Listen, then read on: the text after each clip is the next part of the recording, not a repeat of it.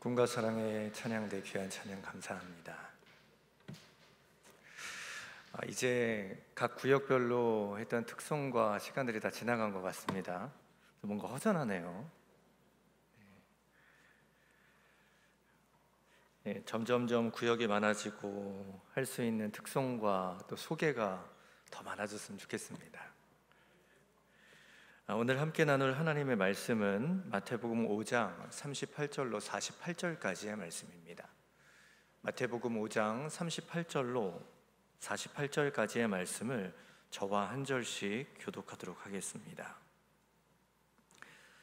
또 눈은 눈으로 이는 이로 갚으라 하였다는 것을 너희가 들었으나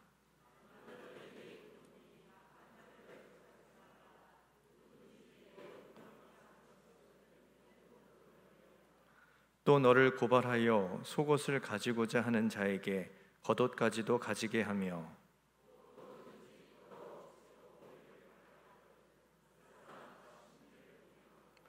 네게 구하는 자에게 주며 네게 꾸고자 하는 자에게 거절하지 말라.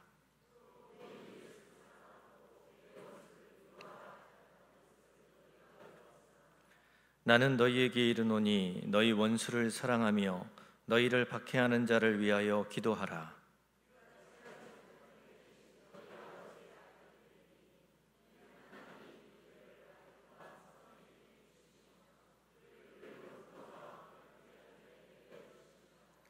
너희가 너희를 사랑하는 자를 사랑하면 무슨 상이 있으리요? 세리도 이같이 아니하느냐?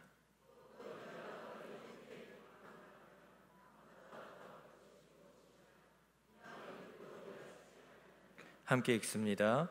그러므로 하늘에 계신 너희 아버지의 온전하심과 같이 너희도 온전하라. 아멘. 사람은 누구나 다 성공하고 싶고 또한 승리하고 싶어 합니다. 이것이 모든 사람의 기본적인 욕구죠. 그래서 세상에 나가보면 성공하는 법, 이것에 관한 책들이 참 많이 있습니다. 그것에 대해서 조언하고 또한 그것에 대해 전문적으로 컨설팅해주고 이끌어주는 소위 코칭 같은 것들도 굉장히 많죠. 성경에서도 우리들에게 세상에서 승리해라, 세상을 이겨야 한다, 이렇게 많은 말씀들을 합니다. 하나님께서는 당신의 백성들, 우리가 세상에서 승리하기를 원하십니다. 그런데 세상도 그렇고 성경에서 하나님도 우리에게 승리하기를 원하시지만 승리하는 방식이 조금 다릅니다. 세상은 그 성공에 있어서 일반적인 방법을 말하죠. 그 일반적인 방법은 많이 심고 많이 거두는 겁니다. 심는 만큼 거둔다라는 것이죠. 그렇기 때문에 오늘 열심히 심고 내일의 수확을 기대합니다. 농부들은 봄이 되면 땅에 씨를 뿌리죠. 그렇게 자기가 먹을 것도 아껴가면서 궁핍할 때에도 그 종자, 씨를 다 먹어버리지 않고 그렇게 남겨두어 씨를 뿌리는 것은 나중에 30배, 60배, 100배로 결실을 얻게 될 것을 믿기 때문입니다. 땅은 절대로 거짓말하지 않죠.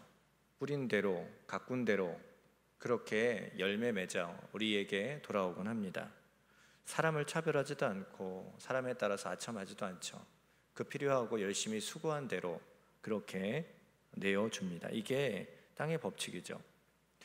오늘날 미국이라는 나라는 참 부강한 나라입니다. 강대국이죠. 그런데 그 땅, 미국 땅 안에는 이 넓은 땅과 기름진 것들이 그 안에는 자원이 참 풍부합니다.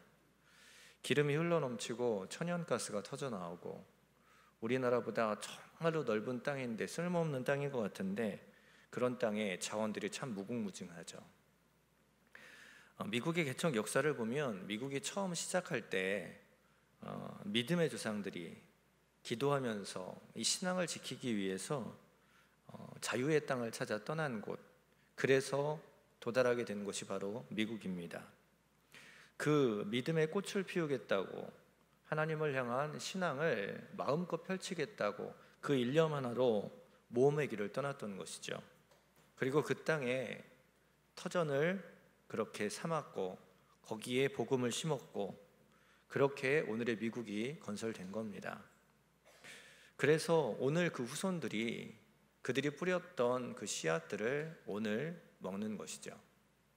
우리나라도 우리의 선조들이 그렇게 열심히 일하고 수고하고 나라를 잃어버렸을 때 나라를 되찾고자 그렇게 열심히 수고하고 눈물을 흘리고 피 흘렸고 기도했기 때문에 오늘 우리가 이렇게 풍성한 시대를 살아가고 있는 겁니다. 누군가가 심어 놓았기에 오늘 우리가 이렇게 풍성히 살고 있는 것이죠. 요즘 사람들은 그것을 잘 모릅니다. 이전에 배고팠던 시절, 보릿고개를 거쳤고 어려운 시절이 있었다, 밥도 못 먹었다 그러면 요새 아이들은 그렇죠. 라면 끓여 먹으면 될 걸 그렇다고. 이전의 시대를 잘 모르는 아이들은 그렇게 말을 하곤 합니다. 그런데 오늘 그렇게 말할 수 있는 것도 이전에 배를 골아가면서 수고했던 선조들의 애씀과 피 눈물이 있었기 때문입니다. 오늘 우리는 이것을 잊지 말아야 하고 절대로 부정하면 안 되죠. 그렇기 때문에 오늘 우리에게도 우리의 다음 세대를 위하여서 심고 뿌리는 작업들이 계속 있어야 합니다. 내가 무언가를 얻지 못해도 우리의 다음 세대들을 위하여서 뿌려야 하는 것이죠. 그렇지 않으면 우리가 뿌린 것을 거두어야 하는 그들의 삶 가운데 맺혀지는 것들이 없다라는 것입니다. 이것이 일반적인 방법 아니겠습니까? 뿌린 대로 거두는 것, 많이 심고 노력한 만큼 거두는 것. 세상에서는 이것을 순리, 성공의 방식으로 말합니다. 그러니까 오늘 수고해야 되고 오늘 투자해야 되고 남들하고 똑같이 놀지 말고 남들보다 더 열심히 애써야 하는 것. 사실 이게 세상에서의 성공의 방식이죠. 그런데 이 방법과 달리 성경이 말하는 예수님이 오늘 본문에 말씀하시는 방법은 조금 다릅니다. 그것이 주일날 말씀했던 것과 일맥상통하죠. 역설적인 방법입니다. 오늘 본문을 보면 그렇죠. 오른뺨을 치면 왼편도 돌려대라. 그렇게 말하고 있죠. 속옷을 가지고자 하는 자에게 겉옷까지도 가지게 하라. 누구든지 억지로 오리를 가면 심리까지 가주라 라고 말합니다. 또한 원수를 사랑하라고 했고 너희를 박해하는 자를 위해서 오히려 기도해 주라 라고 말합니다. 이 말씀들은 사실 삶의 일반적인 원리와 다른 방법 아닙니까? 어떻게 나를 공격하는 사람을 사랑할 수 있습니까? 어떻게 나의 것을 빼앗는 사람을 안 뺏기게 노력해야 되고, 아니 그 사람이 갖고 있는 것까지도 빼앗아서 복수하는 것이 맞을 텐데, 지금 예수님이 말씀하시는 것은 세상의 성공의 방식과 세상의 순리와 전혀 다른 방식입니다. 오늘 말하는 본문이 바로 그 말씀 아니겠습니까? 이것을 정리하자면 이렇습니다. 첫 번째, 내가 져야지 이긴다라는 거예요. 지면 이긴다는 겁니다. 세상에서는 내가 꼭 이겨야 합니다. 그렇기 때문에 원수는 꼭 갚아야 하고, 나를 모욕하는 자는 반드시 고소라도 해서 내가 살아있음을, 내가 강함을 입증해야 됩니다. 그러니까 세상에서는 고소고발이 많은 거죠. 그러니까 세상에서는 다툼과 갈등이 많은 겁니다. 그런데 이런 방법들을 생각해 보면 그렇게 해서라도 이기는 것이 정말 이기는 것인가? 라는 생각이 듭니다. 원수를 갚고 고소해서 나의 강함을 드러내고, 이 방법은 당장 이기는 것처럼 보일지도 모르겠습니다. 그런데 그렇게 이기면 또 다른 원수를 만들고 또 다른 안갚음의 그런 보복심을 만들고, 당장은 이기는 것 같지만 무언가 후환을 남기고 후유증을 남기는 그런 일들을 만들어내곤 합니다. 이겨도 이긴 것이 아니죠. 이겨도 잠시 승리인 것 같고, 영광도 아니죠. 상처만 많이 남은, 아무도 이기지 않고 다 패하는 그런 모습들. 그렇기 때문에 잘 생각해 볼 필요가 있습니다. 교회도 그렇습니다. 믿음의 공동체 가운데 내가 옳다, 아니다 내가 옳다 서로 다투면 나중에 누가 이기던 교회가 분란이 생기고 문제가 생기고 교회가 해체되고 상처만 가득 남은 상처뿐인 영광일 수밖에 없습니다. 그렇기 때문에 우리가 이기는 것, 세상의 방법으로 이기는 것들은 생각해 볼 필요가 있습니다. 그래서 성경이 제시한 방법이 있는데 그것이 바로 오늘 본문의 역설적인 방법들이죠. 그런데 말이 쉽지 어떻게 왼뺨을 맞았는데 오른뺨을 돌려댈 수 있습니까? 어떻게 오리를 가자는 사람에게 심리를 가질 수 있습니까? 오리를 가자라고 말하는 것은 사실 로마의 이 군병들과의 관계 속에서 나타난 사건입니다. 당시 이스라엘 백성들은 로마의 이 식민지로서 억압을 당하고 있었죠. 그런데 로마에서는 이 징집할 수 있는 권한이, 강제 권한이 있었습니다. 즉 군사가 어딘가로 무기를 가지고 짐을 가지고 이동할 때 그 속해 있는 식민지의 사람을 징발해서 그들에게 대신 짐을 지고 일하게 만들 권리가 있었습니다. 이게 로마 법이에요. 그런데 그 제한 거리가 오리입니다. 그 이상을 넘어가면 군법을 어기는 거죠. 그런데 오리를 내 의지와 상관없이 우리나라 법도 아닌데 로마의 법이라고 강제로 그 사람을 징집해서 징발해서 너 이거 들어, 너 이거 들고 따라와 라고 일을 시키면 누가 좋아하겠습니까? 그런데 성경은 뭐라고 말합니까? 오리를 가자면 심리까지 가주랍니다. 가기 싫은데 억압당하는 것도, 그렇게 공격당하는 것도, 지배받는 것도 싫은데 우리네 법도 아닌 자기네 법 가지고 그게 합법이라고 자기를 부려내는 그 모습을 보면서 참 속상함에도 불구하고 그리스도의 사랑으로 더 수고해 주라는 겁니다. 거기까지만 해. 그래도 아니 괜찮습니다. 내가 자원해서 더 가드리겠습니다 라고 수고해 주라는 거예요. 이거 사실 말이 되는 일입니까? 이거 참 어려운 일이죠.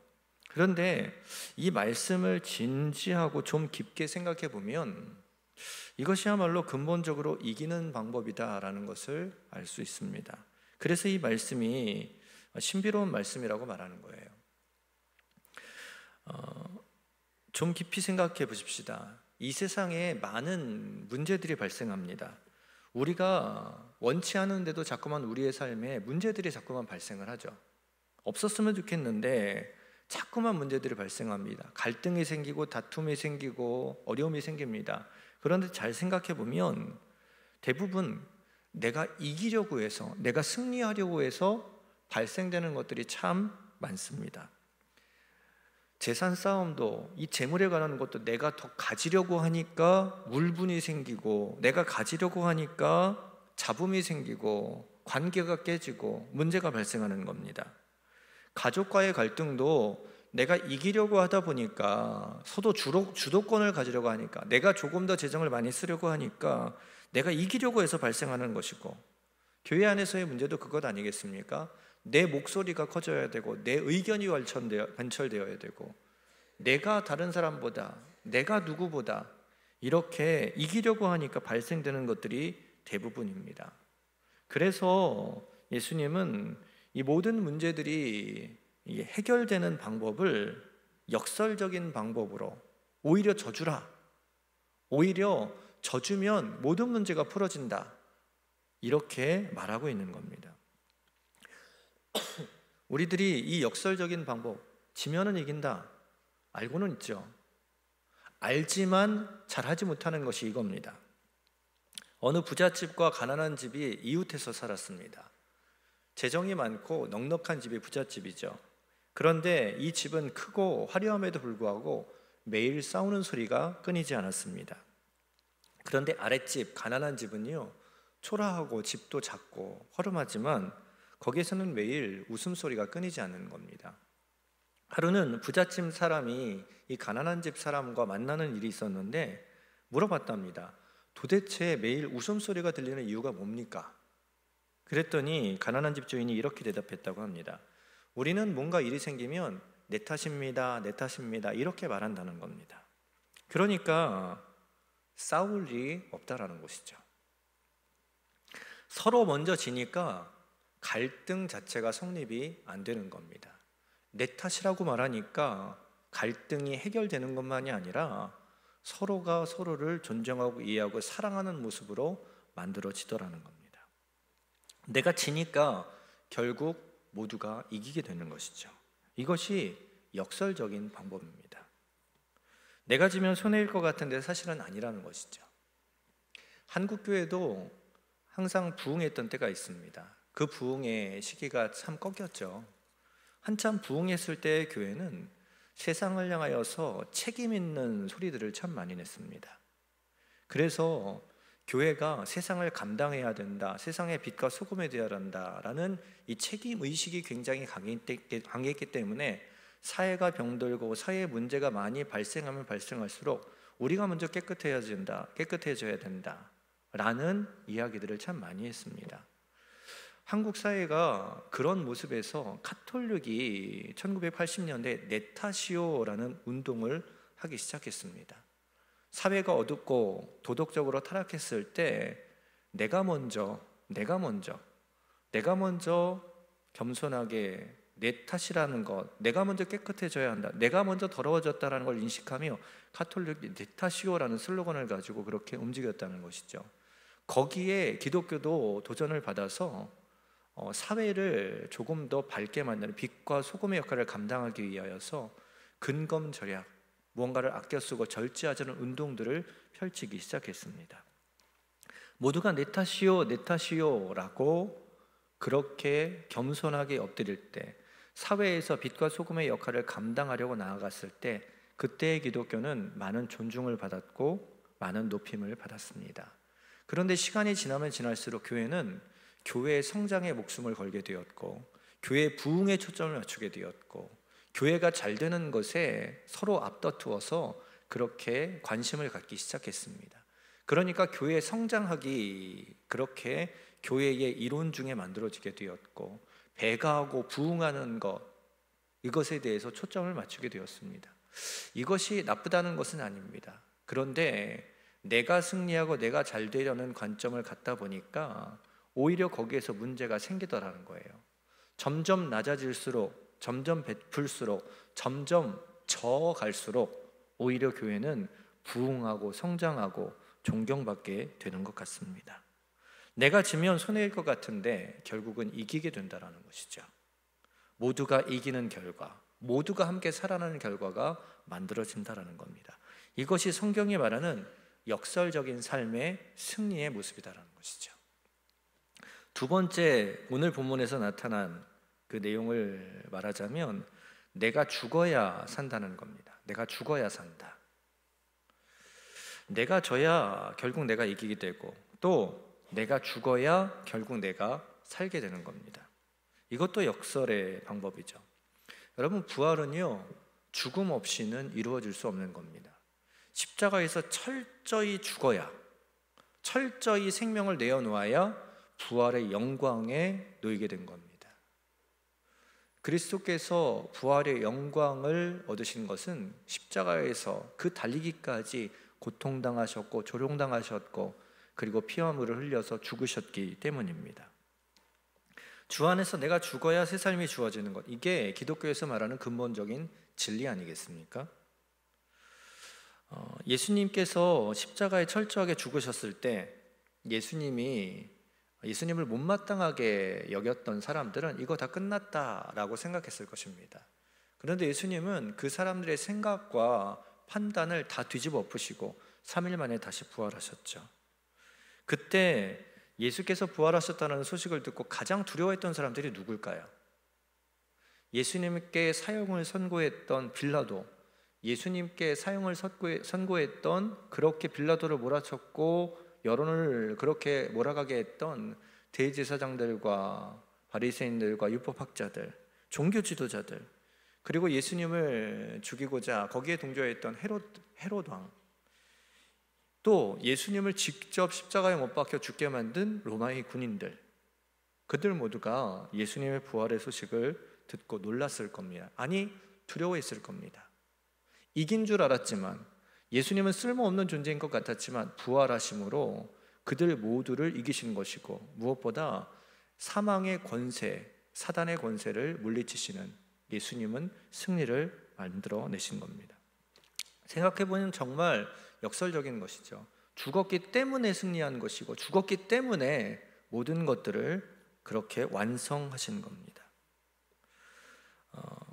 내가 살아가려면 내가 살아나려면 언제나 먼저 죽는 것, 이게 예수님의 모습 가운데 분명히 나타나는 모습이다라는 것이죠. 반대로 그 당시의 종교 지도자들을 생각해 보십시오. 예수님이 복음을 전하고 기적을 일으키고 사람들에게 환심을 샀을 때, 사람들에게 막 인기를 끌었을 때 예수님은 종교 지도자들을 향하여서 쓴소리하는 것을 아까워하지 않으셨습니다. 종교 지도자들의 입장에서 보면 예수님이 계속 사람들에게 인정을 받고 높임을 받으면 자기네들은 한없이 자리를 잃어가는 거예요. 권세를 잃어버리는 겁니다. 그러니까 내가 살려면 예수님이 죽어야 하는 거예요. 내가 살려면, 내가 이 기득권을 유지하려면 예수님은 죄인으로서 십자가에 못 박혀 죽으셔야 되는 겁니다. 내가 살려고 예수님을 십자가에 못 박도록 그렇게 몰아가게 된 거죠. 내가 살려고 했더니 결국 어떻게 된 겁니까? 결국 예수님의 부활하심으로 그들의 세력은 두려움으로, 그들의 세력은 무너지게 된 것이죠. 내가 살려고 했더니 죽고 내가 십자가에 죽으니 살아난 것, 이것이 역설적인 삶의 모습 아니겠습니까? 그래서 성경은 죽고자 하면 살고 살고자 하면 죽는다라고 했습니다. 낮아지고자 하면 높아진다라고 했습니다. 내가 죽어야 사는 겁니다. 그래서 이것을 역설의 방법이라 하는 거예요. 세 번째, 오늘 말씀을 세 번째로 보면 버려야 많아진다라는 것을 말합니다. 버려야 많아진다. 기독교는 겸손과 순종을 많이 강조합니다. 즉 자기 부정, 자기 비움을 추구하죠. 그래서 나보다 남을 귀하게 여기고 내 시선이 아닌 타인의 시선으로 한번 생각해 보려고 노력합니다. 내 시선이 아닌 주님의 시선을 가지고 저들을 바라보고 사랑하기 위해서 주님의 마음을 달라라고 요청을 하죠. 이것이 기독교, 이 성경에서 가르치는 가르침이고 기독교에서 말하는 선함입니다. 한마디로 기독교는 버리는 종교예요. 나 자신을 버리는 거죠. 내 자존심을 버리는 겁니다. 내 주장을 버리는 겁니다. 그리고 하나님의 뜻, 하나님의 마음을 갖는 것, 이것이 바로 기독교 아니겠습니까? 그런데 그렇게 자기를 부정하고 비우고 버릴수록 하나님이 채우시는 은혜가 내 삶에 가득해지는 거예요. 철저하게 내가 죽고 내가 버려지고 내가 비워질 때 거기에는 수많은 열매들이 맺혀지는 겁니다. 태국은 불교 국가입니다. 우리가 유교를 태어나서 동방 예의지구 뭐 그런 어른들을 공경하고 장유유서, 이게 다 유교적인 관점 아닙니까? 우리가 태어나서 그런 관점을 자연스럽게 가지고 살아가는 것과 같이 태국은 불교신앙, 이것이 태어나면서 그들 가운데 자연스럽게 있는 문화고 그런 삶입니다. 95%가 불교 신자라고 그러죠. 그런데 태국의 기독교 역사가 얼만큼 되는지 아십니까? 300년이 넘습니다. 우리나라는 140년, 그 반도 안 되거든요. 그런데 태국은 300년 동안 이 복음이 흘러가서 정착되는 과정에서 순교자 한 사람을 배출하지 못했어요. 한 알의 밀알이 땅에 떨어질 때 거기에 30배, 60배, 100배의 열매가 만들어지는 것인데 죽는 사람이 없는 거예요. 버린 사람이 없는 거예요. 희생한 사람이 없는 거예요. 그러니까 열매가 없는 거죠. 그런데 우리나라는요, 그에 비해서 140년, 이 반도 안 되는 기독교 역사를 가지고 있거든요. 역사로 보면 비교가 안 됩니다. 그럼에도 불구하고 우리나라는 처음에 기독교가 들어왔을 때 얼마나 많은 순교자들이 만들어졌는지 몰라요. 피를 흘리며 희생하며 자기를 포기하고 복음을 위해 헌신한 사람들이 얼마나 많은지 모릅니다. 한국의 기독교는 그 순교의 피 위에 세워진 공동체예요. 그러니까 이렇게 왕성하게 발전한 것이죠. 수많은 믿음의 사도들도 이런 과정을 통해서 초대교회에 놀라운 부흥의 역사들이 만들어진 것 아닙니까? 자기의 열정, 자기의 모든 시간, 자기의 모든 재능, 달란트, 이거 주님께서 주님을 위하여 사용하라라고, 그렇게 나를 부르셨다라고 인정하며 성령을 받은 후에 세상을 향해 나아가지 않습니까? 담대하게 나의 모든 것들을 분토와 같이 여기며 오직 주님만을 위하여 헌신했던 믿음의 걸음을 살아나갑니다. 그렇게 한 사람 한 사람 순교하며 피를 흘리니 그렇게 자기를 버린 곳에서 복음의 열매들이, 생명의 역사들이 만들어져서 그것이 번지고 번져서 오늘 우리가 예수를 믿는 기회를 얻게 된 것입니다. 하나님의 미랄이 땅에 떨어져서 그렇게 버려지듯 땅에 심겨졌을 때 썩고 죽음으로 인하여 비로소 왕성하게 열매를 맺게 된 것입니다. 사도 바울이 그랬죠. 예수님 때문에 다 버렸습니다. 개인적인 행복 버렸습니다. 개인적인 안락함, 개인적으로 안락한 그 가정생활 다 포기했죠. 여러 가지 좋아했던 조건들, 세상에 누구보다도 더 우월했던 자기의 실력과 조건들 다 분토와 같이 여기면서 주님을 위하여 애썼습니다. 그래서 사도 바울은 가난하고 초라한 자 같았으나 스스로 자신을 향하여서 나는 모든 것을 가진 자, 무명한 것 같으나 유명한 자라고 스스로를 표현하며 자부심을 가졌다라는 것이죠. 이것이 역설입니다. 다 버린 것 같은데, 다 포기한 것 같은데, 다 내려놨는데 다 가지게 된 것이죠. 스데반이라는 집사도 주님을 위해서 열심히 복음을 전하며 전도하다가 돌에 맞아서 순교하게 됩니다. 생명을 잃었어요.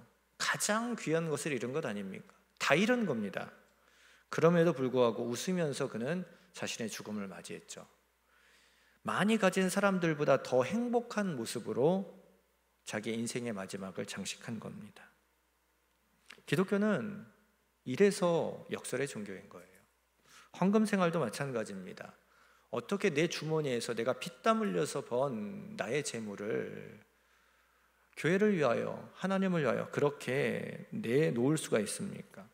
11조가 빠져나가고 감사헌금이 빠져나가고 어떻게 내가 수고하고 땀 흘려 번 이 소득을 그렇게 허무하게 내보낼 수가 있습니까? 그러면 내 주머니는 텅 빌 것 같은데, 속만 상하고 안타까울 것 같은데 늘 채워지는 경험을 합니다. 저는 이런 경험을 참 많이 했는데요. 이전에 첫 교육전도사를 시작을 했을 때, 그리고 시간이 지나서 교육전도사를 하다가 결혼을 하게 됐습니다. 학교도 다니고 있는 즈였어요. 대학원 2년 차를 살고 있었고 그때 결혼을 했는데요. 한 달 월급이 60만 원이었습니다. 60만 원 갖고 이제 둘이 신혼생활을 해야 되는 겁니다. 저는 몰랐습니다. 저희 집사람이 100원, 200원 단위까지 쪼개서 그렇게 계산을 하고 그렇게 장을 보고 그렇게 살아가는 거예요. 그렇죠. 60만 원 가지고 학교도 다니고 차비도 해야 되고 먹고 살아야 되는데 이게 잘 되지 않는 겁니다. 그런데 그럼에도 불구하고 하나님 앞에 11조하고 감사헌금하고 장학헌금하고 주일헌금하고 누구보다도 그 당시에 저는 참 많이 했다라고 자부합니다. 헌금을 띄고 나면 한 40만 원 남나? 이거 가지고 한 달을 살아야 되는 겁니다. 그런데 배를 고른 적이 없습니다.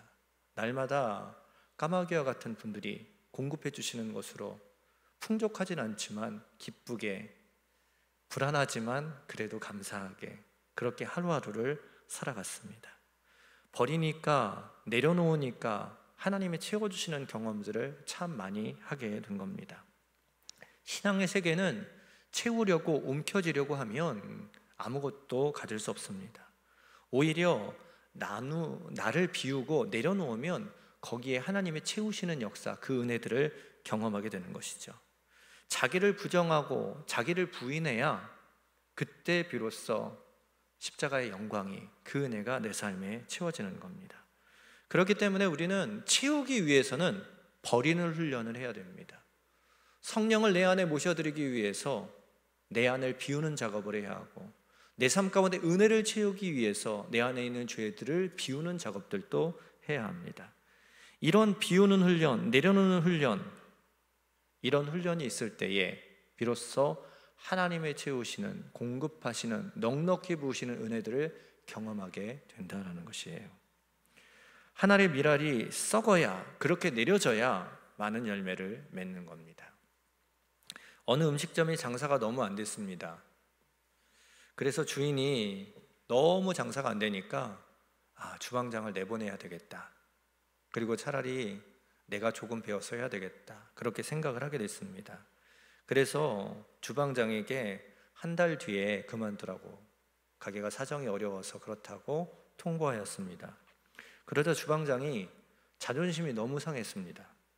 당장 그만두고 싶었는데 속이 너무 상했는데 주인 골탕 먹으라고 한 달 동안 이 주인 망하게 해야 되겠다라는 생각을 가지고 한 달을 더 일하기로 주인과 얘기를 했습니다. 그때부터 그는 일부러 주인에게 재료를 비싼 것을 요구했습니다.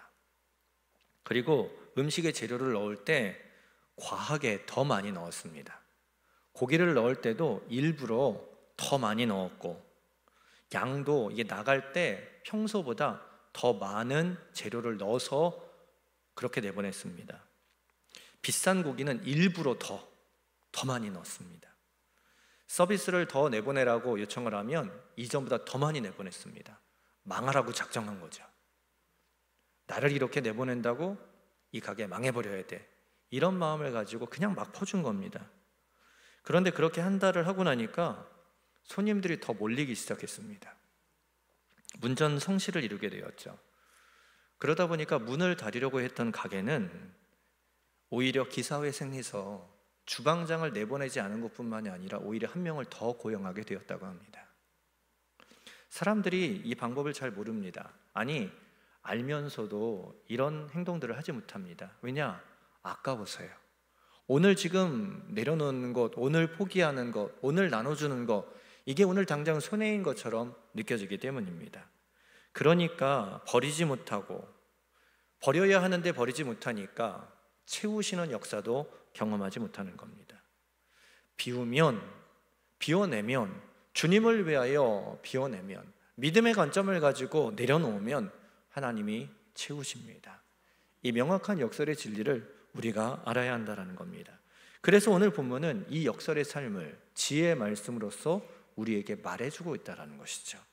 오른뺨을 치거든 왼뺨도 돌려대고, 속옷을 달라고 하면 겉옷까지 내어주고, 오리를 가자 하면 심리를 가지고, 원수를 사랑하고, 너를 박해하는 자를 위하여 기도하라. 오늘 하시는 말씀 아닙니까? 믿음의 사람, 오늘 우리의 삶이 이런 방법, 이런 삶의 자세로 한번 살아봤으면 좋겠습니다. 결과가 어떻게 되는지, 하나님이 어떤 방식으로 그 가운데 일하실지 오늘도 그렇게 살아가며 한번 보셨으면 좋겠습니다. 분명히 그렇게 살아가는 삶엔 멀어졌던 형제들이 다시금 가까워질 겁니다. 그렇게 살아가다 보면 불화했던 관계가 다시 따뜻한 관계로, 아니 끈끈한 관계로 회복이 될 겁니다. 삭막했던 가정, 이러한 마음 자세로 서로를 대하고 그렇게 내려놓을 때 삭막했던 가정은 화목하고 따뜻한 가정이 될 겁니다. 썰렁했던 교회의 관계, 교회가 왜 이렇게 썰렁했던 그 말들이 재미있는 교회, 부흥하는 교회, 따뜻한 교회로 변화될 것입니다. 그리고 내 마음에 더욱더 활기가 있을 것이고, 내 마음에 잃어버렸던 평안이 회복될 것이고, 그러면서 내게 잃어버렸던 기도줄을 다시금 회복할 수 있는 기회도 얻게 될 것입니다. 그러면 당연히 주님과의 관계도 따뜻하게 복원되지 않을까요? 사랑하는 성도 여러분, 오늘도 우리가 아는 것들이 아는 것으로 끝나지 않고 주님의 말씀을 따라 실천하는 삶의 내용 되어지기를 원합니다. 그렇게 행동하게 될 때, 주님의 말씀을 따라 순종하게 될 때, 비울 때, 먼저 내가 질 때, 내가 죽을 때, 오늘도 그곳에선 하나님이 회복해 하시는 아름다운 역사가 만들어질 것입니다. 오늘 우리의 가정, 우리의 교회 안에서 그런 모습으로 한번 움직여보지 않으시렵니까?